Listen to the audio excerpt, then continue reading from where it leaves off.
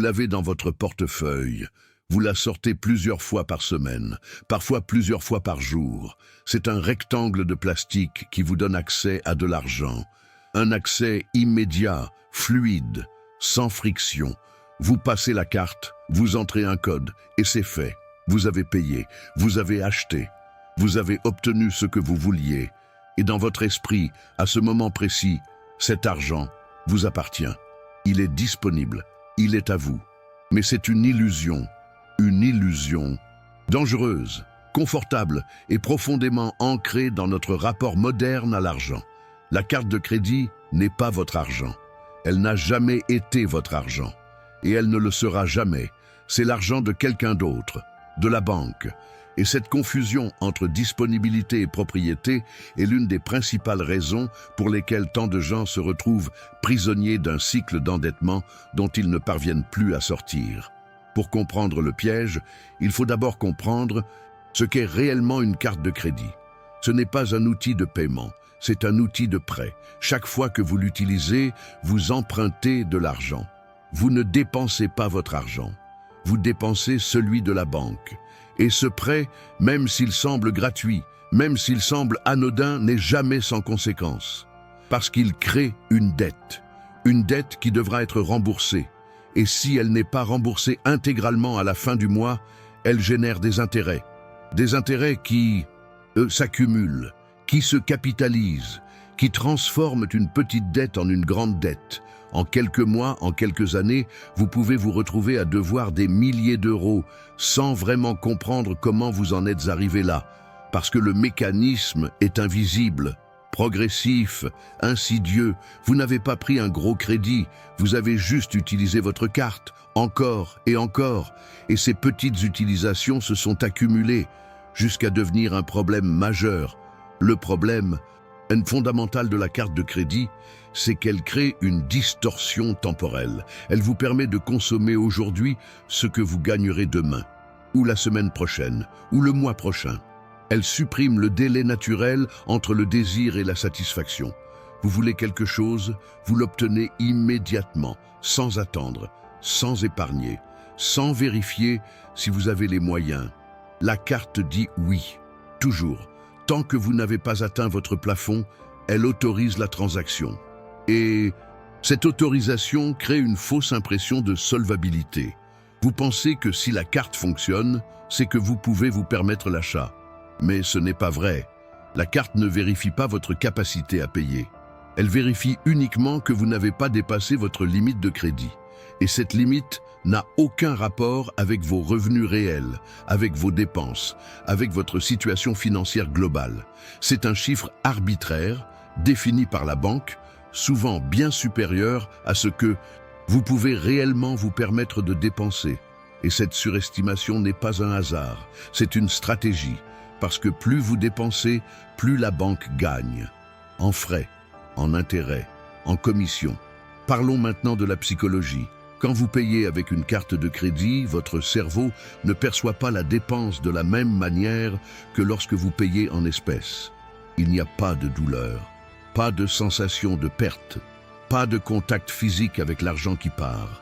C'est juste un geste, un mouvement rapide, un écran qui change. Et cette absence de friction désactive les mécanismes naturels de régulation. Votre cerveau ne vous avertit pas, il ne vous freine pas. Il ne vous dit pas « Attention, tu es en train de dépenser de l'argent que tu n'as pas », parce qu'il ne fait pas la différence entre votre argent et l'argent emprunté. Pour lui, tant que la transaction est acceptée, tout va bien.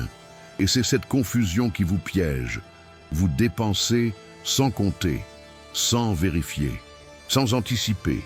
Vous vivez dans une bulle de disponibilité artificielle, et cette bulle finit toujours par éclater. Quand la facture arrive, quand vous réalisez que vous ne pouvez pas tout rembourser, quand les intérêts commencent à s'accumuler, quand vous commencez à payer le minimum, mois après mois, sans jamais vraiment réduire votre dette, parce que le minimum ne couvre que les intérêts, pas le capital.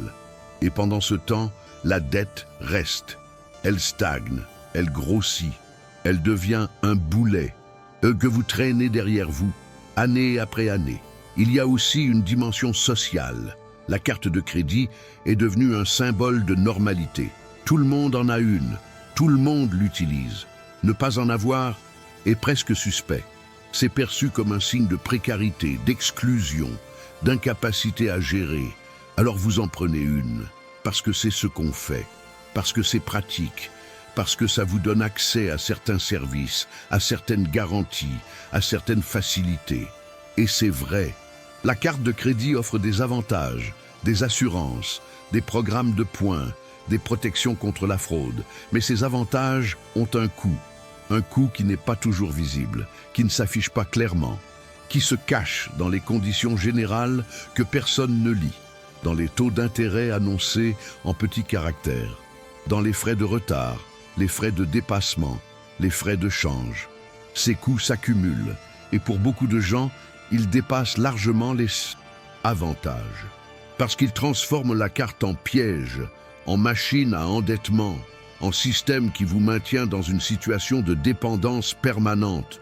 Une croyance très répandue, c'est l'idée que je paie tout à la fin du mois, donc je ne paie pas d'intérêt. Cette phrase, je l'entends constamment et elle est vraie. Si vous remboursez l'intégralité de votre dette chaque mois, vous ne payez pas d'intérêt. Mais cette logique repose sur une hypothèse fragile, que vous aurez toujours assez d'argent pour tout rembourser. Et cette hypothèse ne tient pas compte des imprévus, des urgences, des mois où les dépenses sont plus élevées que prévues, des moments où vous devez choisir entre rembourser votre carte et payer autre chose d'essentiel. Et quand ce moment arrive, et il arrive toujours, vous êtes obligé de reporter, de ne rembourser qu'une partie, de payer le minimum. Et dès que vous entrez dans ce schéma, vous êtes pris au piège, parce que les intérêts commencent à courir. Et ils ne s'arrêtent plus, ils s'ajoutent au capital, ils génèrent eux-mêmes des intérêts, et progressivement, vous perdez le contrôle. Vous ne savez plus combien vous devez vraiment. Vous ne comprenez plus pourquoi votre dette ne diminue pas, alors que vous payez tous les mois, et vous vous sentez impuissant, découragé, piégé. Une autre croyance dangereuse, c'est l'idée que c'est juste pour dépanner. Vous utilisez la carte pour une urgence, pour une réparation imprévue, pour une dépense exceptionnelle. Et vous vous dites que vous allez rembourser rapidement, que c'est temporaire, que vous avez la situation sous contrôle. Mais dans la majorité des cas, ce n'est pas temporaire. Parce qu'une fois que vous avez utilisé la carte pour dépanner, vous créez un précédent. Vous brisez une barrière psychologique. Vous vous habituez à l'idée que la carte est une solution. Et la prochaine fois qu'il y a un imprévu, vous recommencez. Vous empruntez à nouveau. Et progressivement, la carte devient votre fonds d'urgence, votre réserve, votre filet de sécurité. Sauf que ce n'est pas un filet de sécurité, c'est un prêt. Et chaque fois que vous l'utilisez, vous vous enfoncez un peu plus. Vous créez une dette supplémentaire, et cette dette réduit votre capacité à faire face à la prochaine urgence. Parce qu'une partie de vos revenus est déjà engagée pour rembourser les dettes précédentes. Vous entrez dans un cycle où les urgences créent des dettes, et les dettes créent de nouvelles urgences. Et ce cycle est extrêmement difficile à briser. Parce qu'il se nourrit de lui-même. Il y a aussi le piège du paiement minimum. Les relevés de carte de crédit affichent toujours un montant minimum à payer. Un montant qui semble acceptable, raisonnable, gérable. Et beaucoup de gens se disent « je vais payer le minimum ce mois-ci et je rattraperai le mois prochain ». Mais le mois prochain, il y a de nouvelles dépenses, de nouveaux imprévus. Et le minimum redevient la seule option. Et vous restez coincé dans ce schéma, mois après mois, année après année. Ce que beaucoup de gens ne réalisent pas, c'est que le paiement minimum est calculé pour maximiser les profits de la banque. Il est suffisamment bas pour que vous puissiez le payer, mais suffisamment bas aussi pour que votre dette ne diminue presque pas.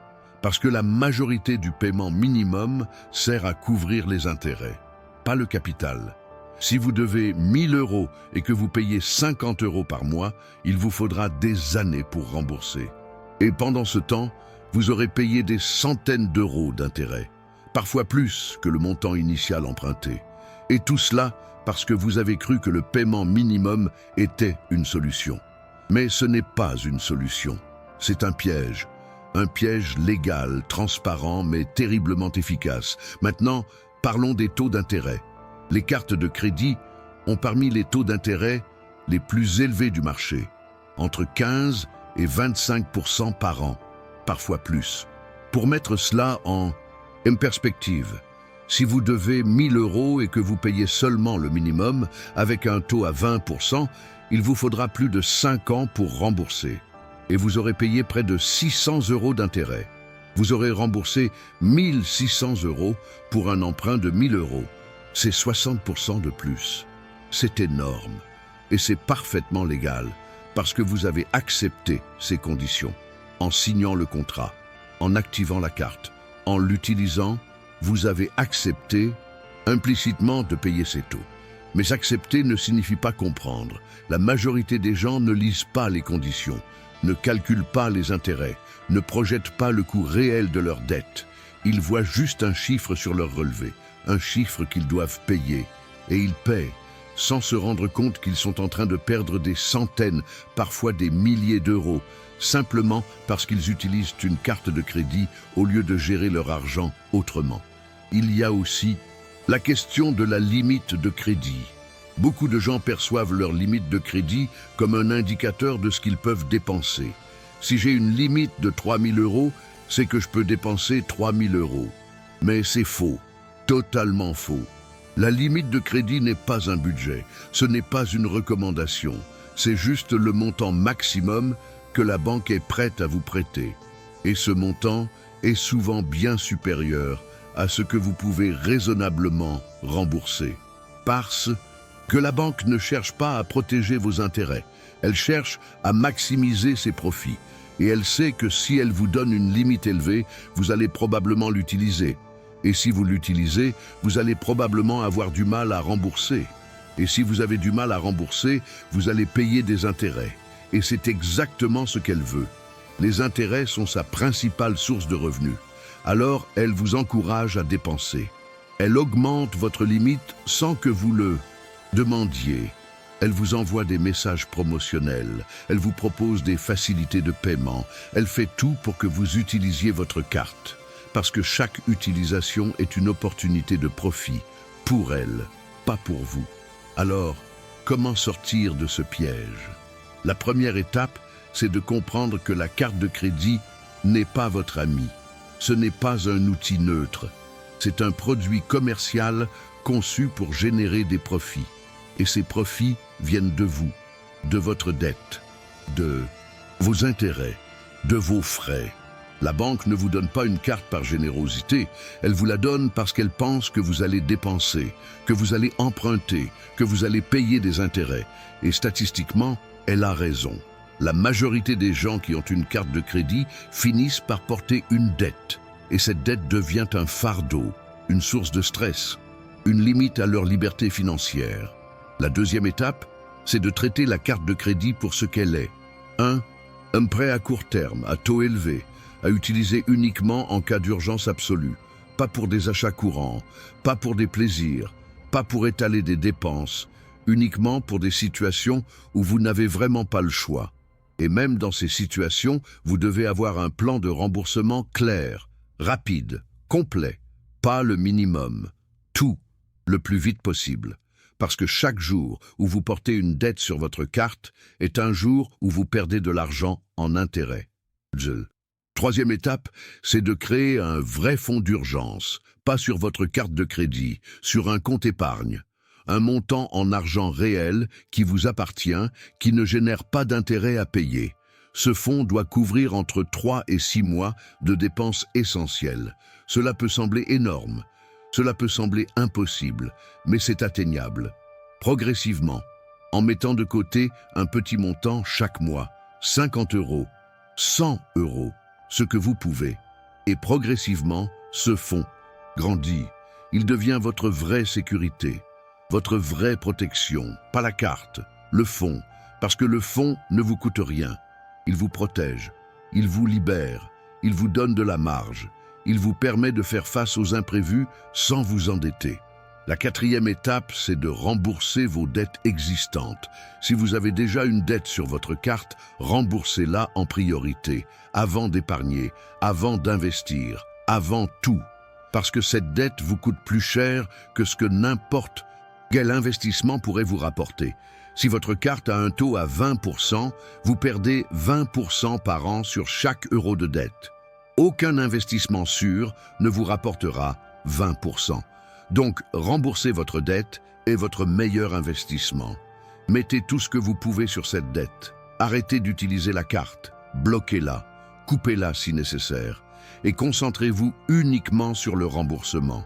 Chaque euro que vous mettez sur cette dette est un euro qui arrête de vous coûter des intérêts. C'est un euro qui travaille pour vous et non contre vous.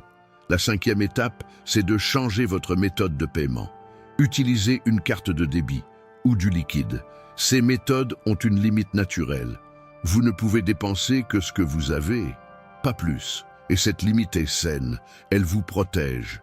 Elle vous force à être conscient, à vérifier votre solde, à faire des choix, à prioriser. Avec une carte de crédit, il n'y a pas de limite naturelle. Vous pouvez dépenser au-delà de vos moyens. Et cette possibilité est dangereuse, parce qu'elle vous déconnecte de la réalité. Elle crée une illusion, et cette illusion finit toujours par se briser, douloureusement. La sixième étape, c'est de refuser les augmentations de limites. Quand la banque vous propose d'augmenter votre limite de crédit, refusez, systématiquement. Cette augmentation n'est pas un cadeau, ce n'est pas une reconnaissance de votre bonne gestion, c'est une invitation à dépenser plus, à emprunter plus, à payer plus d'intérêts, et vous n'en avez pas besoin. Si vous gérez bien votre argent, vous n'avez pas besoin d'une limite de crédit élevée. Vous avez besoin d'un budget, d'un fonds d'urgence, d'une vision claire de vos finances, pas d'une limite de crédit plus élevée. La septième étape, c'est de lire vos relevés, vraiment les lire.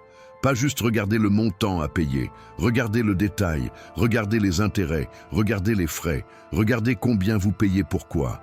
Et faites le calcul. Combien vous coûte votre carte chaque mois, chaque année, et pour quel bénéfice? Souvent, la réponse est troublante. Vous payez des centaines d'euros pour un service que vous pourriez obtenir gratuitement ailleurs. Et cette prise de conscience change tout, parce qu'elle rend le coût visible, concret, mesurable. Et une fois que vous voyez ce coût, il devient beaucoup plus difficile de l'accepter. La huitième étape, c'est d'accepter que vous avez fait des erreurs, que vous avez mal utilisé votre carte, que vous vous êtes endetté, mais ces erreurs ne vous définissent pas. Elles ne sont pas permanentes. Vous pouvez les corriger, vous pouvez rembourser, vous pouvez changer vos habitudes, vous pouvez reprendre le contrôle. Mais pour cela, il faut arrêter de se mentir, arrêter de minimiser, arrêter de reporter. Il faut regarder la situation en face, calculer le total de vos dettes, établir un plan et commencer à agir. Pas demain, pas le mois prochain, maintenant.